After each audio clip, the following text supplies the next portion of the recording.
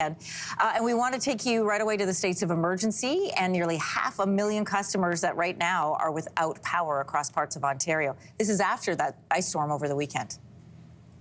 So the freezing rain brought down trees, it brought down power lines. As we mentioned, states of emergency in Muskoka, Peterborough, Orillia, and Oro-Medonte. Joining us from Barrie this morning with the very latest is Rob Cooper with CTV Barrie. Rob, good morning to you. First of all, can you give us a roundup of the damage that happened over the region in this storm?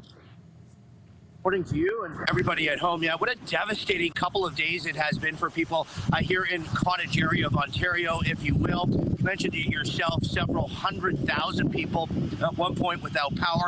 Many of those people still in the dark this morning. Again, you mentioned it. State of emergency has been declared in a number of communities.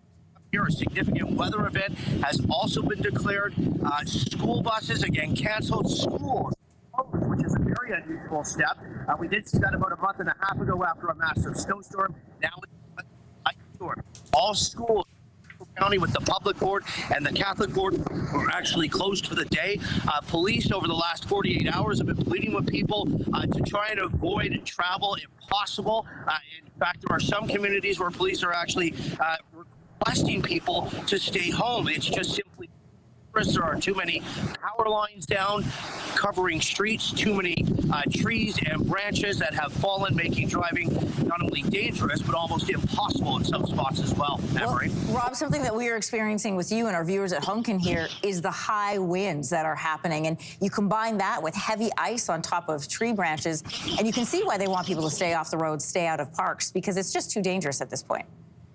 Certainly a recipe for even more disaster over the next couple of days. Yes, the wind has picked up. Now, the good news is, I suppose, the temperature has actually gotten warmer. So when I look around at the trees, I'm not seeing the ice build up on those here in downtown Barrie right now. But of course, still very concerning. The trees are saturated with the ice in the water. Still a big concern for many branches, power lines coming down. So again, people being asked to be extremely careful for the next couple of days as the cleanup will certainly take at least that, perhaps weeks in some areas, other areas as well.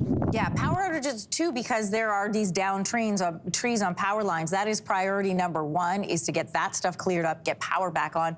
Are we hearing anything from any of these regions about when power could be restored? So I do know for a fact that hydro crews have been out, obviously, over the last couple of days. I spoke to a few of them last night. They have been working around the clock, and they're sort of chipping away at it.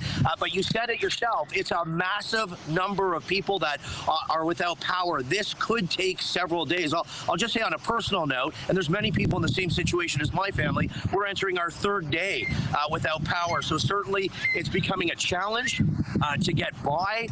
One of the new concerns, I suppose, today, Anne-Marie, would also be what to do with the food in the fridge and the freezer. Again, entering the third day without power, so people want to be extremely careful with what they decide to keep and what they throw out as far as their food goes. Yeah, and just a small note, I think the limit is 24 hours max on food that's in the freezer, depending on how full your freezer is, how cold it's been outside. So if you're on day 3, that's a lot of stuff heading for the garbage. Rob Cooper, I want to thank you for your time this morning.